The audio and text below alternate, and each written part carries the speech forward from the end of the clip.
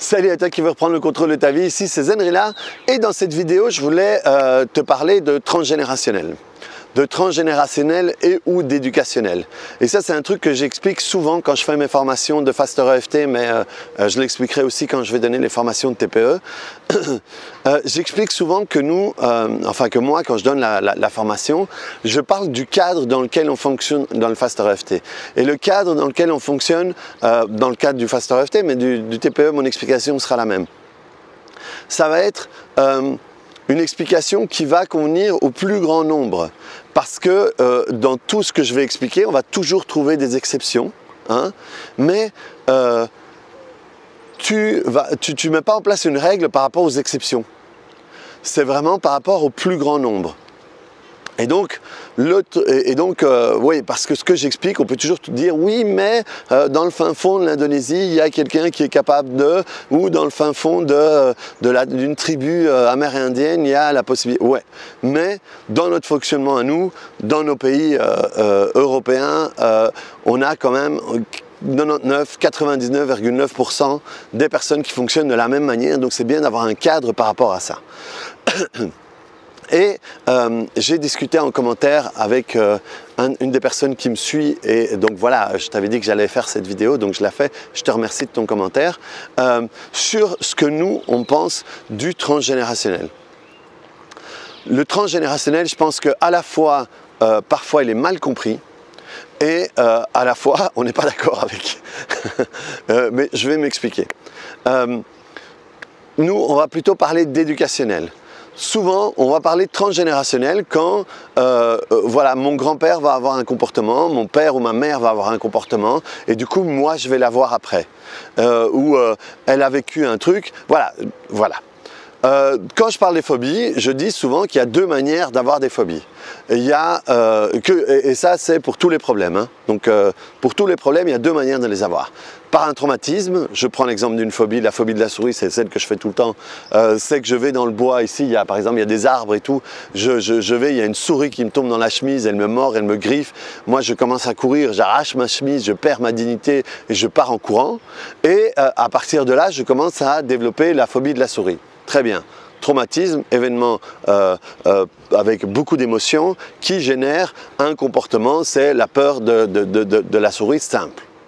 Ensuite, il y a le fait que ma mère avait peur de souris et elle était constamment sur mon nom en disant « Attention qu'il n'y ait pas de souris, t'es sûr qu'il n'y a pas de souris? Regarde, ça c'est pas la queue d'une souris, c'est une souris, tu t'en vas au courant, hein, parce que les souris c'est dangereux, les souris c'est plein de microbes et tout ça, parce que moi, là. » Et si ça se trouve, à ce moment-là, je vais avoir la phobie de la souris sans jamais avoir vu une souris.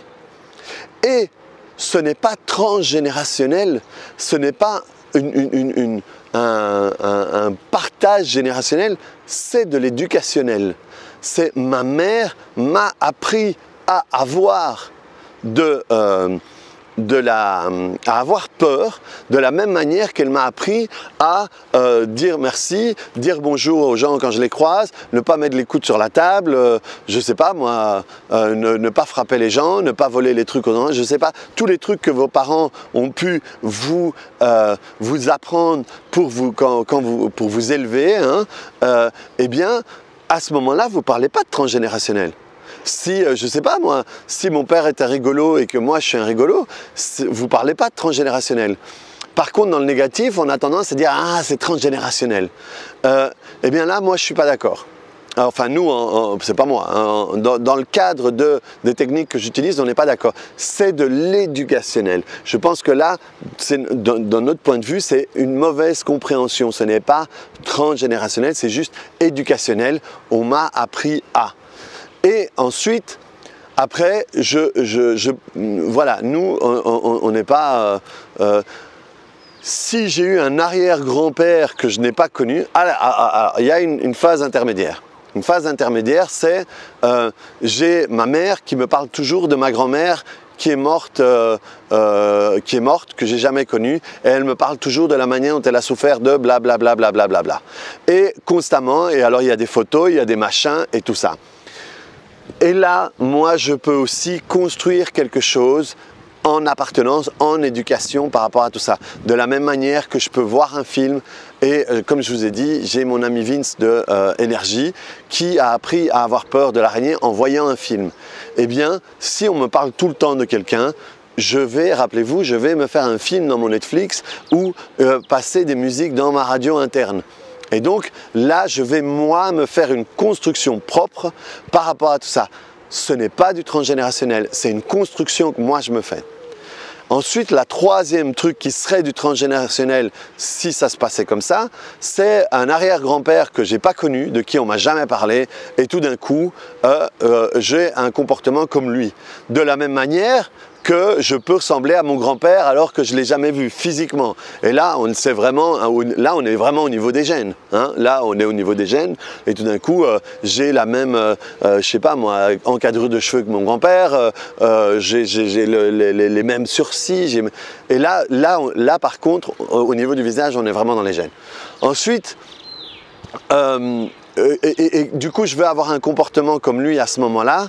Eh bien, voilà, nous, on n'est pas d'accord. Nous, on va se rendre compte que dans notre vie actuelle, à nous, à un moment, il y a un événement et on va se rendre compte de la source de ce comportement-là. Ensuite,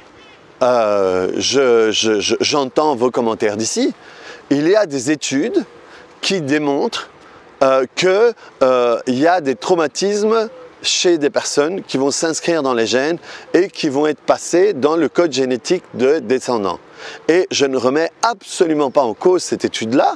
Je pense que c'est tout à fait possible.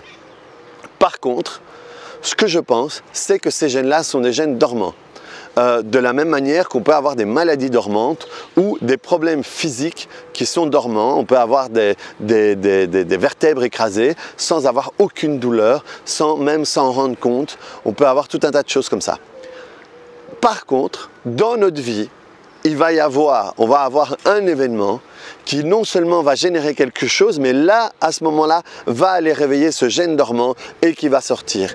Et à ce moment-là, de nouveau, effectivement, c'est dans notre code génétique, mais comme il y a des milliers de choses dans notre code génétique qui ne sont jamais apparents, qui ne sont jamais vivants, et que quelque chose dans notre vie va aller réveiller ça, qui va en rajouter une couche par rapport à ce qu'on aura à développer chez nous.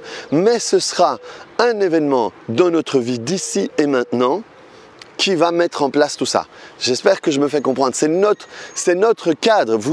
On peut être d'accord de ne pas être d'accord là-dessus. Hein. Je ne vous dis pas c'est la vérité, je vous dis que c'est notre vérité. Je parle de notre parce que c'est ce qu'on apprend dans les cours que je suis, mais je peux le faire mienne parce que c'est vraiment ce que je crois. Et donc, c'est juste pour expliquer mon point de vue par rapport aux commentaires que une personne qui me suit, et à nouveau je la remercie pour ça, a commenté là-dessus, et j'avais essayé de lui expliquer, mais voilà, en quelques lignes c'est pas facile. Ici c'est peut-être plus précis. Donc voilà, je répète, il y a l'éducationnel, il y a, j'invente un mot là tout de suite, hein, le constructionnel, ça veut dire que je vais construire une image. Vous savez, dans une vidéo, ici j'en ai fait pas mal, donc je ne sais pas si je l'aurais déjà posté ou pas, mais je vous expliquais à quel point j'utilisais parfois l'imagination pour aller dans un événement qu'on n'a pas vécu, mais qu'on a créé dans notre tête, et le plonger pour le nettoyer, excusez-moi, et faire la paix avec tout ça. Et donc il y a le constructionnel, et ensuite il y a l'arrière-grand-père qu'on ne connaît pas et qui va avoir un impact sur notre code génétique. Je ne sais pas moi, les gens qui ont été à Auschwitz, les Rwandais qui ont vécu le génocide, mes amis congolais qui vivent des choses horribles pour le moment, ma famille, par exemple, ma famille, enfin moi j'ai pas ça dans mon code génétique parce que mes parents ont pu s'échapper avant, mais tous mes amis chiliens qui ont vécu la dictature, et en Amérique du Sud, il y a eu des dictatures partout.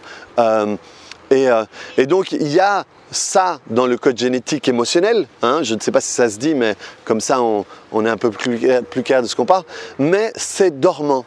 C'est dormant parce que si ce n'était pas dormant, ça veut dire que tous les descendants d'Auschwitz, que tous les descendants de génocide rwandais, que tous les gens qui ont été violés seraient violés plus tard parce que si, parce que ça. Parce que c'est un peu ça qu'on dit. C'est normal, j'ai entendu dire comme ça, c'est normal que je me sois fait violer, ou un thérapeute dit c'est normal que vous soyez fait violer parce qu'on a fait votre arbre généalogique et vous avez une arrière-grand-mère qui s'est fait violer. Je suis désolé, hein, mais pour moi ça n'a aucun sens. Parce que si ça c'était une règle, moi ce que je vous donne c'est une règle qui va sur le plus grand nombre. Si ça c'était une règle, ça voudrait dire que toutes les personnes, ou en tout cas 90% des personnes qui ont eu quelqu'un qui se sont fait violer dans leur famille se feraient violer dans leur vie. C'est absolument pas comme ça que ça se passe. Moi j'ai eu une amie un jour qui m'a dit oui, j'ai fait mon arbre généalogique avec un truc, j'avais un arrière-grand-père et un arrière-grand-oncle qui était architecte et après on s'étonne que je suis architecte aujourd'hui. Voilà, personnellement pour moi ça n'a pas de sens parce que ça aurait du sens, hein. Voyons ça de manière scientifique, ce qui a du sens, c'est ce qui est, on peut répéter. Donc ça veut dire que ça serait une échelle énorme et ce serait terrible, quoi. Ce serait terrible. Non, il y a des gènes dormants, je suis d'accord, je suis absolument pas contre l'étude que je vous ai dit, mais c'est dormant.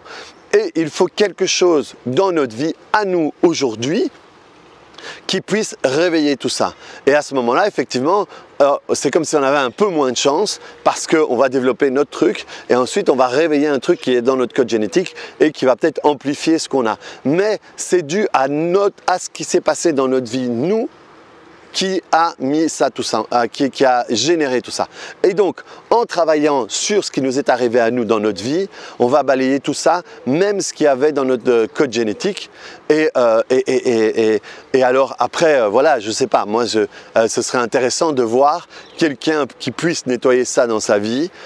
Est-ce qu'il nettoie ça dans le code génétique ou la trace de l'ancien raisin? Mais voilà, c'est une autre histoire. C'était pour vous expliquer mon point de vue avec cette belle montagne ici derrière. Il fait dégager ce matin, donc je m'étais dit que j'allais vous la mettre, au moins vous en ayez une. Et donc voilà notre point de vue sur tout ça. C'est l'explication du cadre dans lequel nous on fonctionne, du cadre dans lequel moi je fais mes séances. À ce moment-là, je reviens sur le moi parce qu'il y a peut-être des gens qui font du fast EFT et qui pour eux ce truc de transgénérationnel ça a du sens et donc peut-être qu'ils sont plus larges dans leur manière de fonctionner. Mais moi c'est si. Je ne vais pas dire si une personne vient et me dit ça, je ne suis pas contre, je ne dis pas que c'est pas vrai, je vais le travailler. Si la personne est persuadée que c'est à cause de ça, c'est important de le nettoyer parce que si elle est persuadée, elle se construit quelque chose. Et à partir du moment où elle se construit, elle le passe dans son Netflix, elle le passe dans sa radio interne et à ce moment-là, c'est vrai. À ce moment-là, elle construit quelque chose qu'elle a construit elle. Et donc c'est important de le travailler parce que à ce moment-là, c'est vrai, parce que tout ce qui passe sur l'écran de votre inconscient devient vrai parce que vous le construisez à ce moment-là. Donc voilà, reprends le contrôle de ta vie par rapport à tout ça, que tu y crois ou que tu n'y crois pas, ce qui est important, c'est de travailler ce qui a été généré. Ce qui a été généré, c'est là. Et en réalité, c'est inutile et c'est une perte de temps d'avoir une querelle de clocher sur tout ça. Ce qui est important, c'est le travail. Et c'est ça aussi que mon autre problème là-dessus, c'est que passer des heures à travailler et découvrir que tu as eu un arrière-grand-père qui a fait tout, qui a tout ça, eh ben ça te fait une belle jambe. Parce que si tu reviens sur l'ici et maintenant, tu as toujours le même problème. Même si ton arrière-grand-père avait ça, tu dis « Ah, salut grand-papa, du coup on a la même chose. Ok, merci, je m'en vais avec mon petit truc alors. » Hein? Mais non, le problème c'est, pour moi, c'est couper tout cet excès d'analyse et rentrer dans le truc, le nettoyer, que ce soit d'une raison ou d'une autre, on nettoie, on le dégage et puis c'est fini. Après on s'en fout de l'explication parce que dès que tu as nettoyé ce que tu as là, dès que tu t'es libéré de ce que tu as là, eh bien 15 jours après, tu l'as oublié. 15 jours après, tu ne te souviens plus que tu avais ce truc-là. Donc que ce soit dû à grand-père, que ce soit dû à un traumatisme, que ce soit dû à la mouche qui t'a piqué, on s'en masse. On s'en balèque. Le but, c'est rentrer, nettoyer et tout ça. Moi, je vous ai dit, mon obsession, c'est de l'efficacité, c'est la rapidité, enfin, pas la rapidité parce que ça peut être mal pris, c'est l'efficacité. Voilà, on nettoie, quel que soit le truc, et puis tu reprends ta vie en main. Moi, c'est ça qui m'intéresse. Je m'en fous de savoir qui c'est, parce que cette personne-là, de toute façon, elle est morte. Paix à son âme si tu veux, mais elle est morte. Elle ne fait pas partie de ta vie, tu l'as peut-être même pas connue. Et donc, le but, c'est dégager tout ça. Voilà. Je vais arrêter de m'enthousiasmer. Reprends le contrôle de ta vie, mets-moi un petit... pendant que tu as un bip, tu mets au rythme du bip, tu cliques sur le bouton j'aime. Viens voir mes autres vidéos, ça peuvent t'intéresser. Abonne-toi à ma chaîne et puis à plus. Allez, ciao!